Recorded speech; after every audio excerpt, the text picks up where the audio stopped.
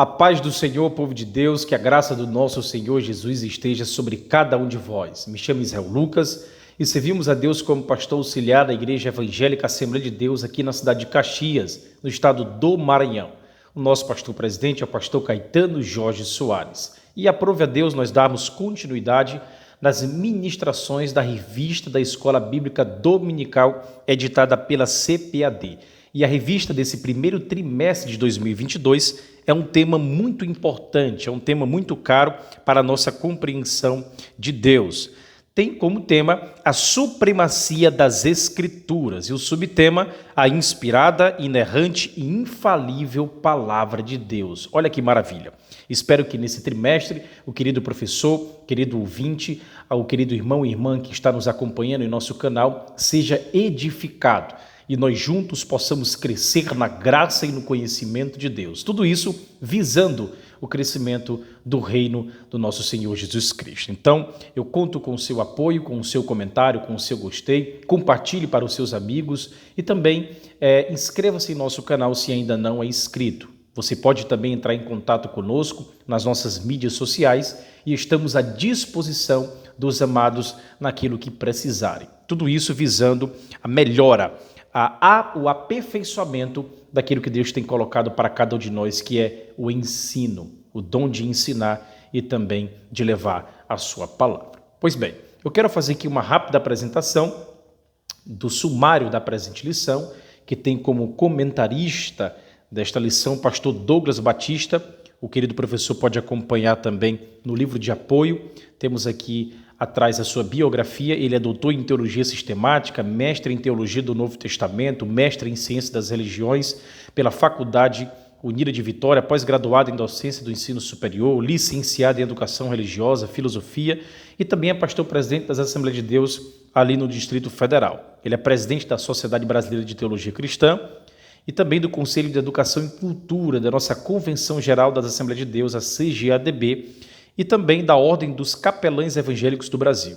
Ele é segundo vice-presidente da Convenção de Ministros Evangélicos das Assembleias de Deus de Brasília e Goiás e, além disso, é diretor-geral do Instituto Brasileiro de Teologia e Ciências Humanas. Olha que maravilha! Oremos pela vida do presente comentarista, o pastor Douglas Batista, para que Deus continue iluminando, derramando graça sobre sua vida e família.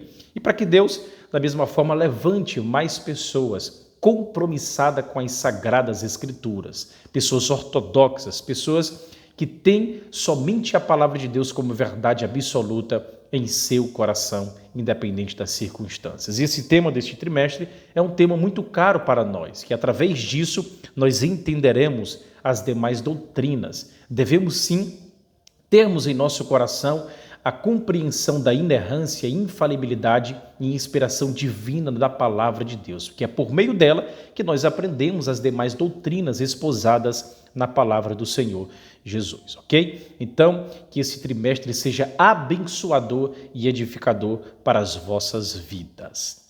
Louvado seja Deus. Pois bem, lição de número 1, 2 de janeiro de 2022. O tema da presente lição é a autoridade da Bíblia. Pois bem, o nosso sumário é apresentado 13 lições, a cada domingo uma lição nova, e temos aqui a lição de número 1, a autoridade da Bíblia, a lição de número 2, a inspiração divina da Bíblia, lição 3, a inerrância da Bíblia, 4, a estrutura da Bíblia, 5, como ler as Escrituras, 6, a Bíblia como um guia para a vida, 7, a Bíblia transforma as pessoas, 8, a lei e os evangelhos revelam Jesus, 9, as histórias e as poesias falam ao coração, lição de número 10, as profecias despertam e trazem esperança, lição de número 11, Lucas, Atos, o modelo pentecostal para hoje, lição 12, as epístolas instruem e formam os cristãos, lição 13, a leitura da Bíblia e a educação cristã. Louvado seja Deus. São 13 lições edificantes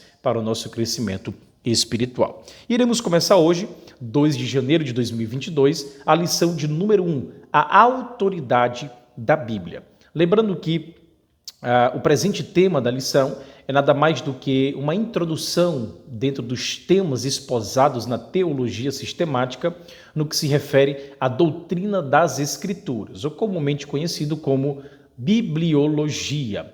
Recomendo que o querido professor compre uma teologia sistemática, de preferência dentro de um viés teológico pentecostal. Indico para vocês a teologia sistemática de Eric Bergsten, também temos a de Rod Williams, temos a de Stanley Orton, temos a de Norman Geisler, Mayan Pirman, Gruden também, temos a de Charles Riley, que é um pouco batista, mas também existem pontos ali comuns. Então, é importante terem várias teologias sistemáticas, porque comumente as nossas lições bíblicas de adultos, uma vez ou outra, são basicamente doutrinas esposadas dentro desse tema maior do nosso campo de estudo da teologia sistemática, ok? Então, isso facilitará bastante a sua preparação no que se refere à ministração em sala de aula. Pois bem, vamos iniciar. Como os queridos irmãos já nos conhecem, nós não iremos trazer os tópicos e subtópicos nos seus detalhes como estão aqui apresentados na presente lição. A nossa intenção é trazer algo a mais, que venha a crescer, venha a ser um bônus na preparação da sua aula para ser ministrado em sala de aula.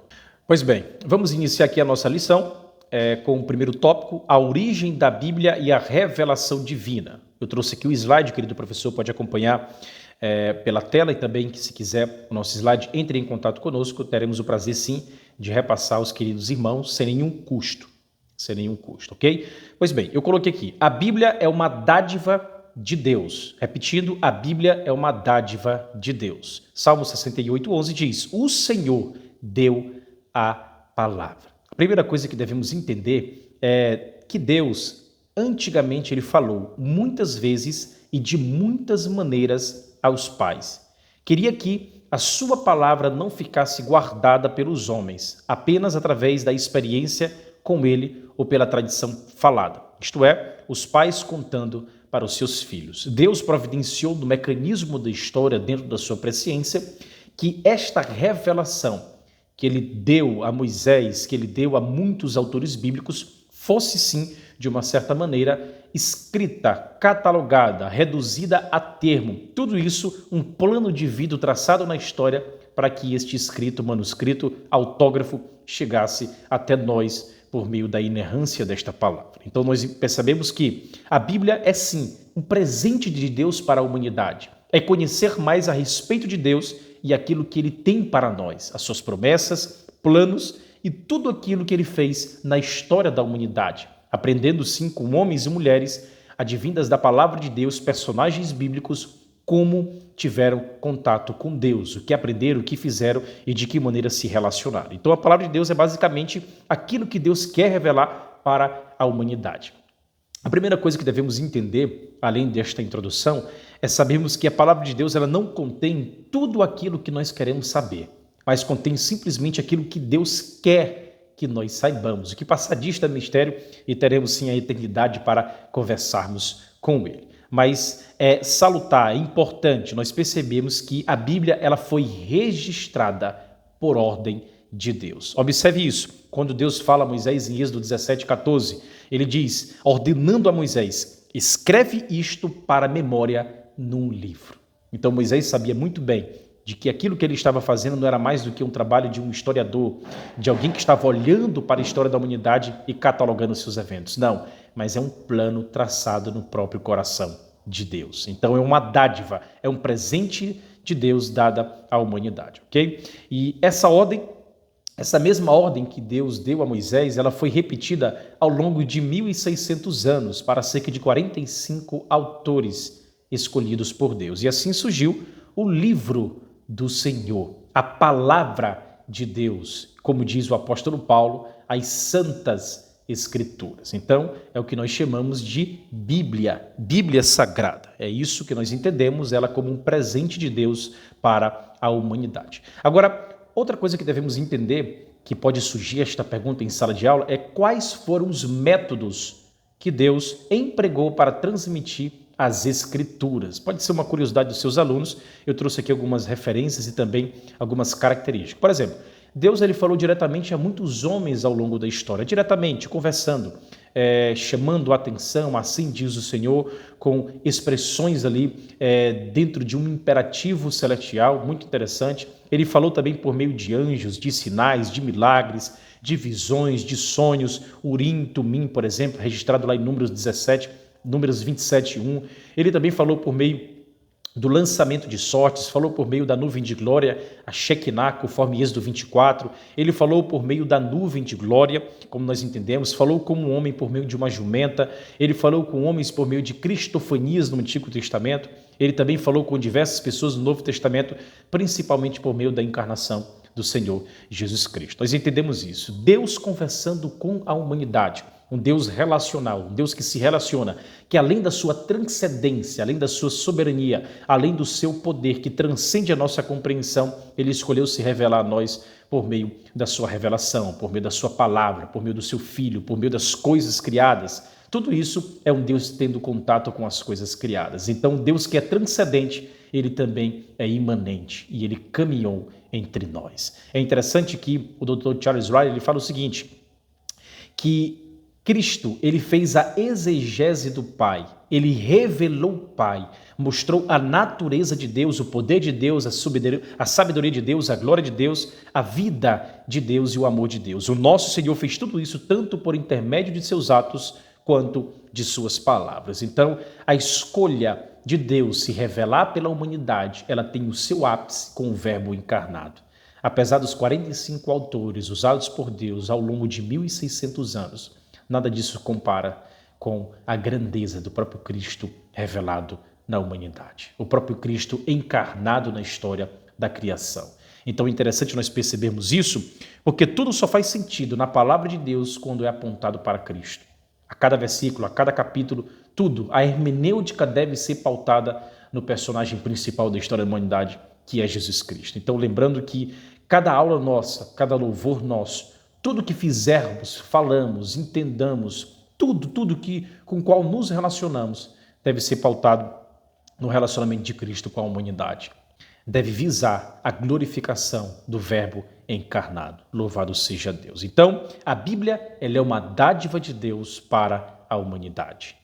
Pois bem, dando continuidade à origem da Bíblia, com aquilo que nós já construímos aqui na nossa introdução, nós entendemos que historicamente as duas maneiras por meio das quais Deus tomou a iniciativa de revelar a si mesmo foram chamadas de revelação geral e de revelação especial. São termos aí dentro da teologia usados para esposar esta verdade doutrinária, ok? Revelação geral e revelação especial. Ou seja, a revelação geral, ela inclui, escute isso, tudo que Deus revelou no mundo à nossa volta, inclusive o próprio homem. Dentro de uma antropologia, nós entendemos isso. Ao passo que a revelação especial inclui as várias maneiras que ele usou para comunicar a sua mensagem compilada na Bíblia. Olha como isso é interessante. Então, pode surgir em sala de aula a pergunta: qual a diferença da revelação geral para a revelação especial? Querido professor responde: na revelação geral, Deus ele comunica indiretamente como se fosse por trás do palco dos assuntos humanos. Olha como isso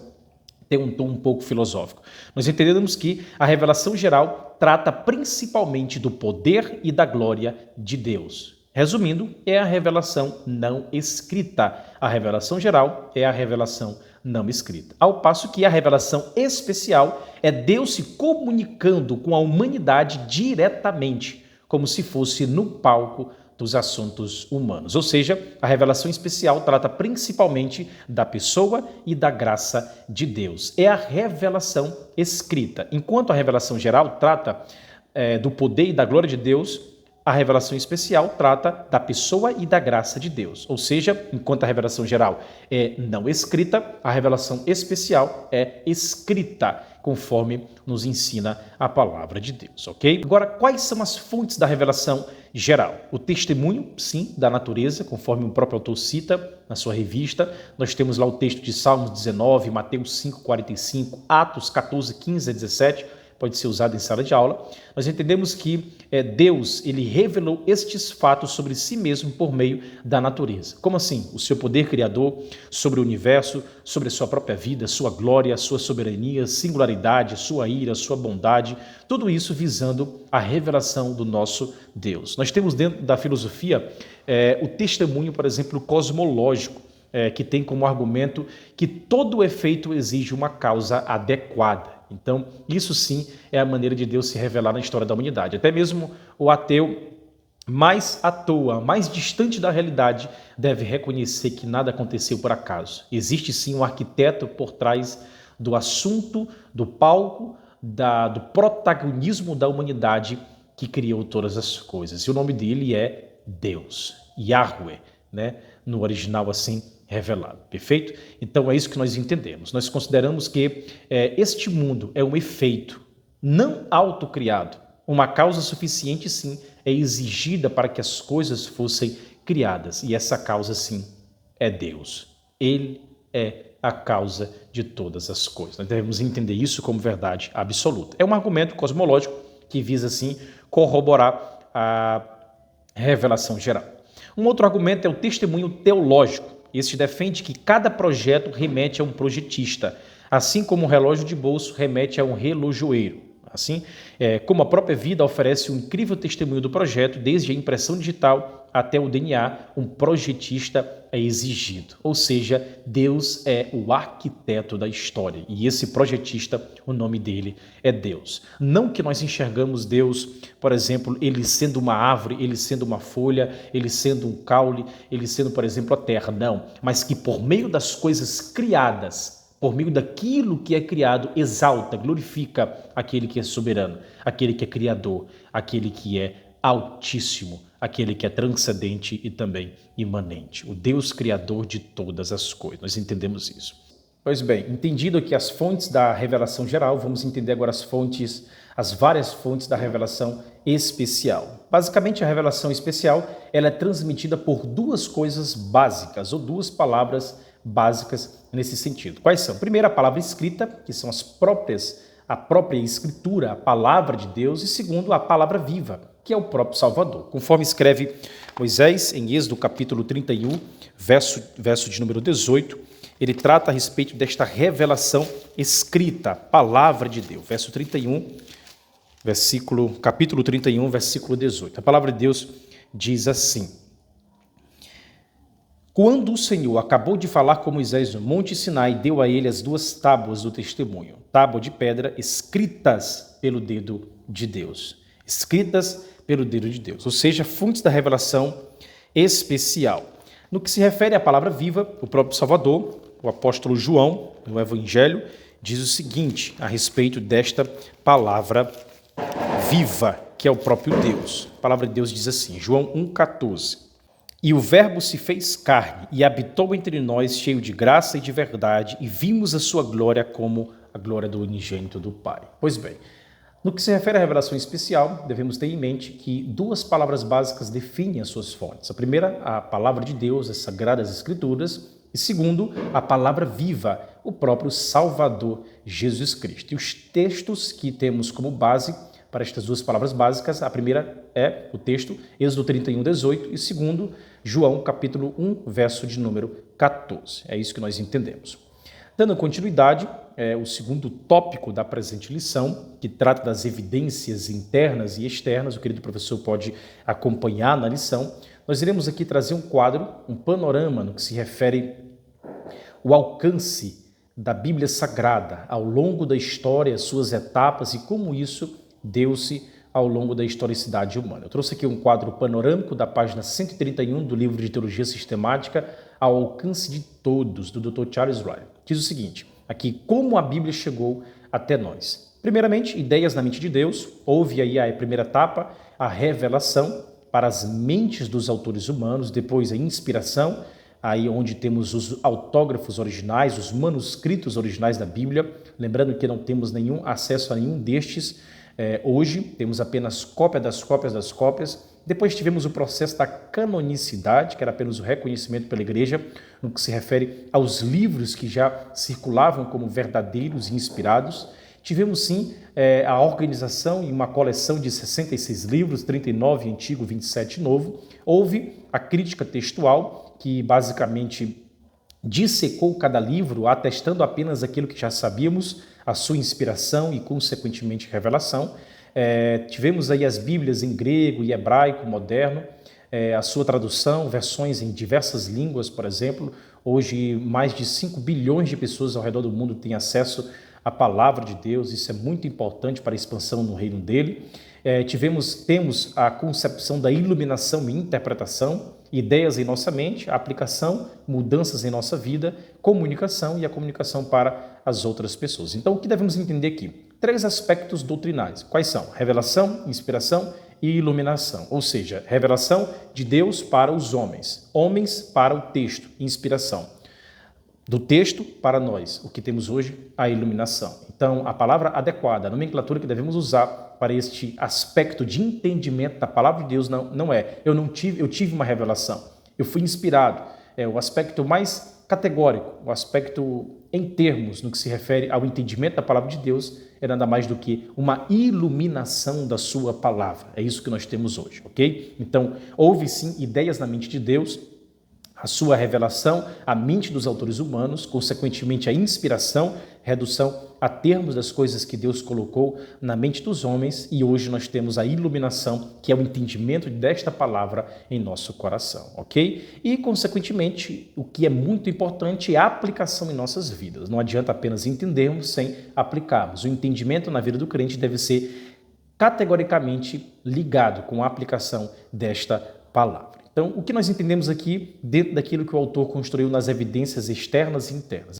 Aquilo que já dizemos e reafirmamos no que se refere à construção ao longo da história por mais de 1.600 anos, 45 autores, 66 livros, que tiveram sim autores desde reis a boiadeiros, por exemplo, foram sim inspirados pelo Espírito Santo dentro deste período que entendemos como de 1.600 anos. Então, a própria palavra de Deus atesta isso. Existem textos sagrados, por exemplo, na próxima lição, quando falarmos sobre inspiração, nós iremos esmiuçar esses textos no original. Nós iremos entender as palavras usadas ali que tem uma conotação mais forte do que aquela que é apresentada em português. Mas o que eu quero dizer para você é que a Bíblia Sagrada ela tem uma autoridade interna que testifica a si própria.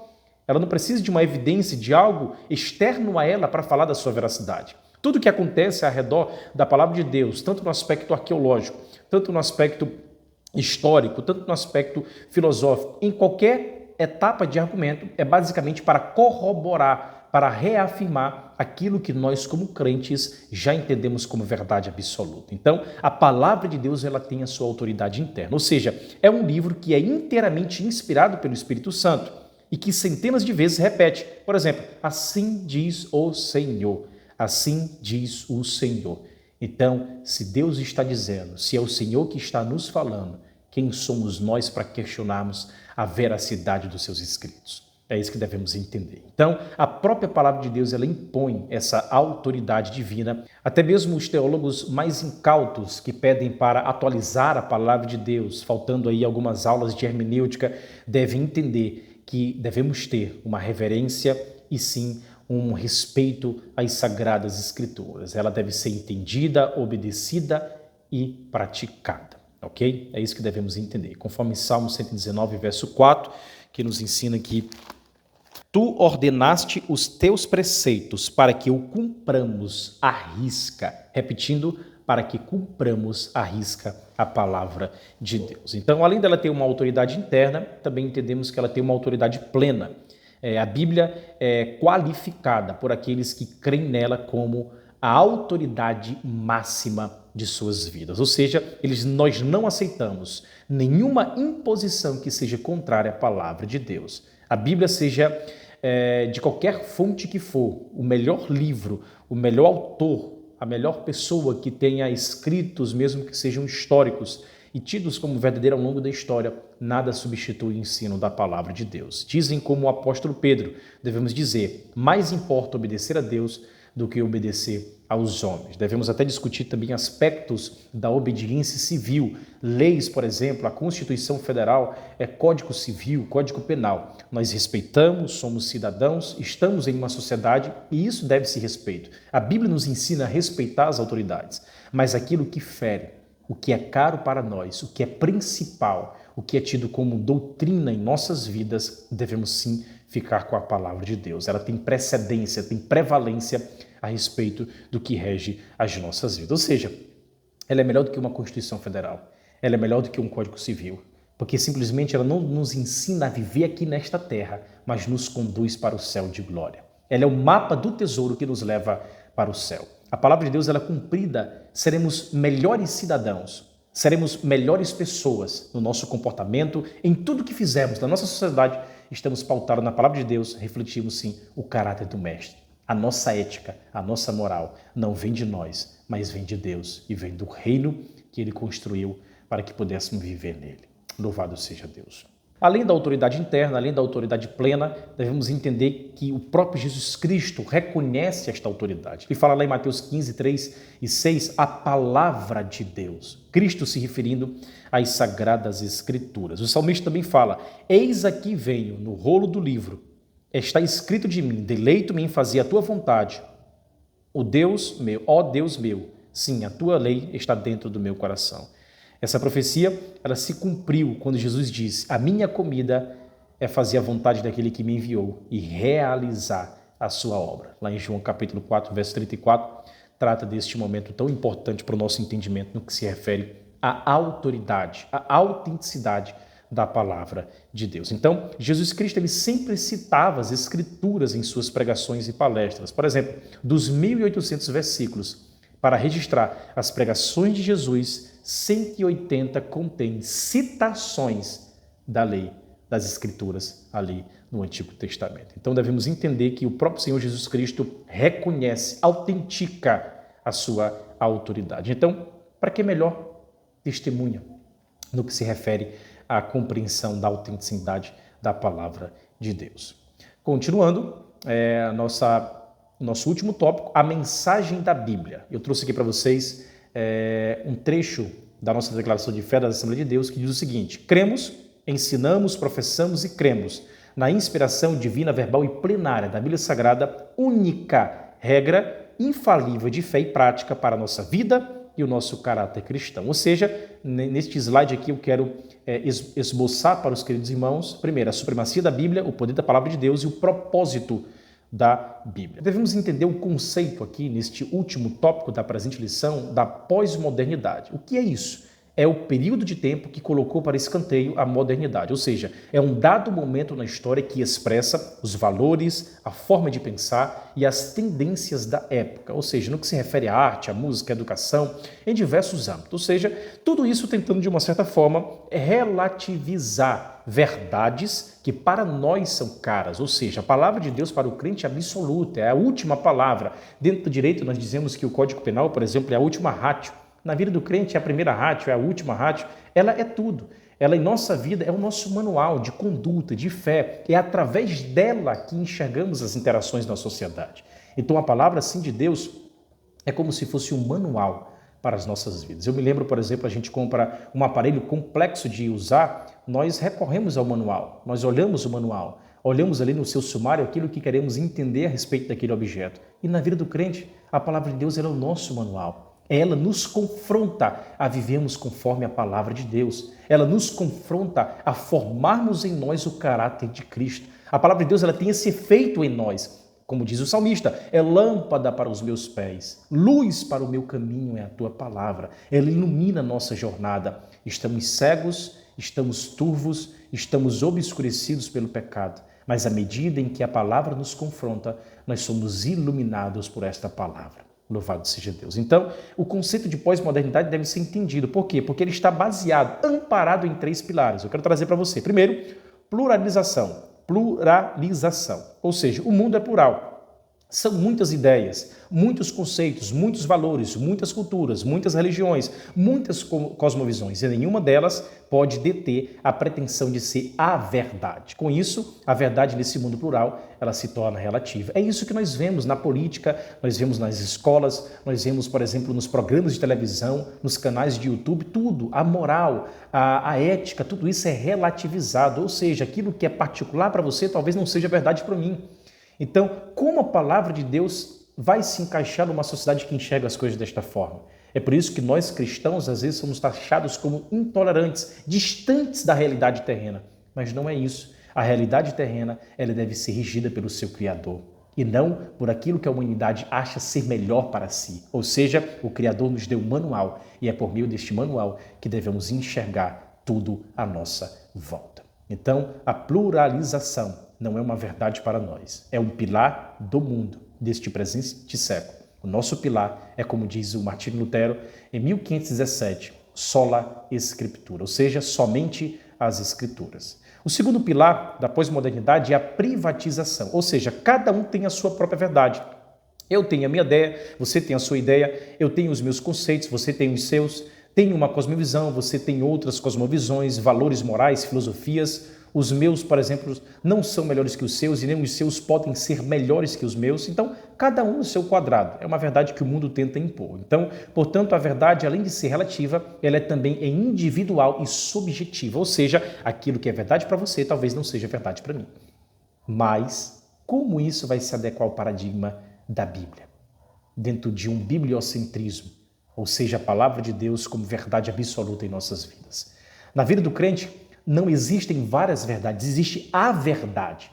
E conhecereis a verdade vos libertará. Isso não é um slogan político, isso não é apenas uma discussão para a campanha política, não. Isso se refere à sola Escritura, a palavra de Deus, somente as Escrituras. Essa é a verdade que ilumina nossas vidas. É isso que fazemos para que o pecado não engedre em todas as áreas de nossa vida e nos distanciemos de Deus. Pelo contrário, é por meio da palavra que nós conhecemos o caráter do Deus que nós servimos. É por meio da palavra que nós nos santificamos cada vez mais em sua presença. Então, pluralização, privatização são verdades que devem ser expurgadas, rejeitadas por nós que temos a palavra de Deus como verdade absoluta em nossas vidas. O terceiro pilar da pós-modernidade é a secularização, ou seja, o que eles querem?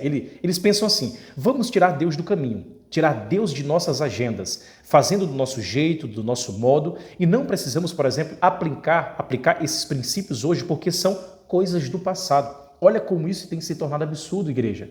Muitos pastores hoje que, por exemplo, têm como seu ídolo Rudolf Bultmann, que tem, por exemplo, muitos teólogos aí da escola alemã e tendem a relativizar a palavra de Deus como se fosse algo atrasado na história, mas pelo contrário, como disse o saudoso Billy Graham, como disse o famoso pregador Billy Graham, ele fala que a palavra de Deus é mais atual do que o jornal que irá sair amanhã.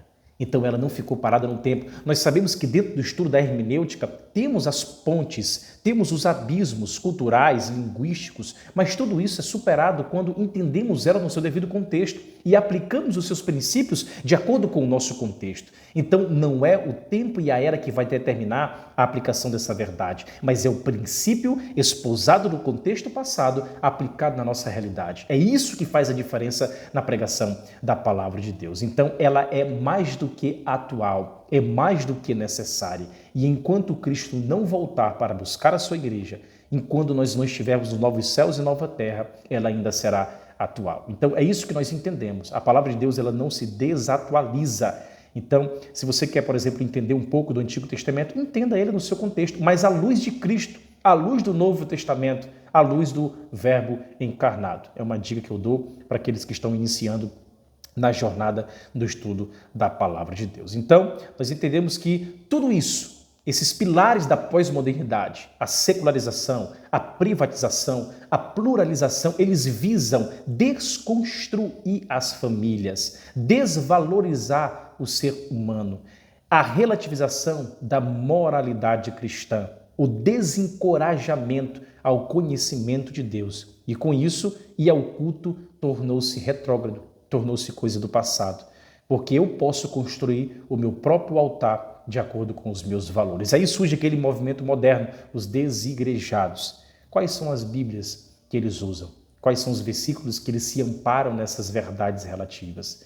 A verdade é que nós precisamos da comunhão dos santos, precisamos estar na igreja sendo confrontados com a palavra.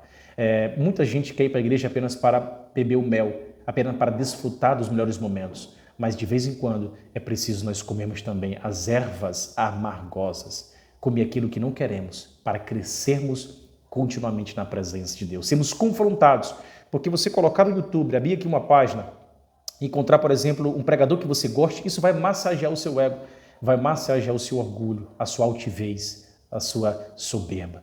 Mas quando você é confrontado em áreas que você não gosta, é o momento em que a palavra de Deus mais te confronta e mais te molda e muda de acordo com a vontade de Deus. Então nós devemos entender isso, que a palavra de Deus ela deve ser confrontadora. Por si só, ela deve nos confrontar. E esse confronto não é para nos deixar, por exemplo, distantes de Deus. Pelo contrário, é quebrarmos paradigmas da pós-modernidade para nos reconectarmos com o Criador do universo. É isso que a palavra de Deus faz em cada um de nós. Então, o que devemos entender é que as práticas de ensino na igreja, tudo o que acontece na igreja é envolto à palavra de Deus. Seja, por exemplo, numa reunião, num encontro, num aconselhamento, num debate, na EBD, num culto de quarta, de domingo, de sexta, um ensaio, tudo deve estar envolto ao Verbo encarnado e à sua palavra revelada. Tudo isso, a grandeza espiritual que esse livro traz para nós, ela é sem precedentes. Não conseguimos enxergar no túnel da história cada vírgula e processo que Deus fez para que chegássemos aqui. Mas o importante é percebermos que ainda hoje essa palavra continua sendo atual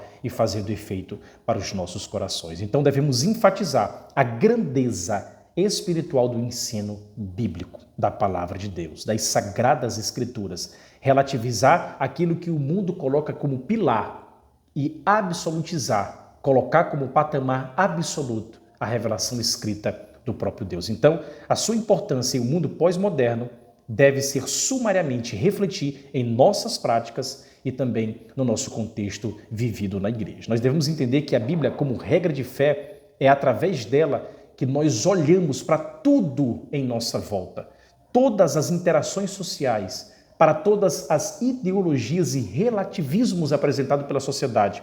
É com ela que devemos dar a resposta da fé para aquele que nos pergunta. Então, é isso, a palavra de Deus é isso, é uma verdade absoluta no coração do crente. Entendemos isso? João 17:17, santifica-os na verdade, a tua palavra é a verdade. A palavra de Deus é o mecanismo dos céus para nos reeducar à imagem e semelhança de Cristo. A imago Dei que foi desfigurada pelo pecado.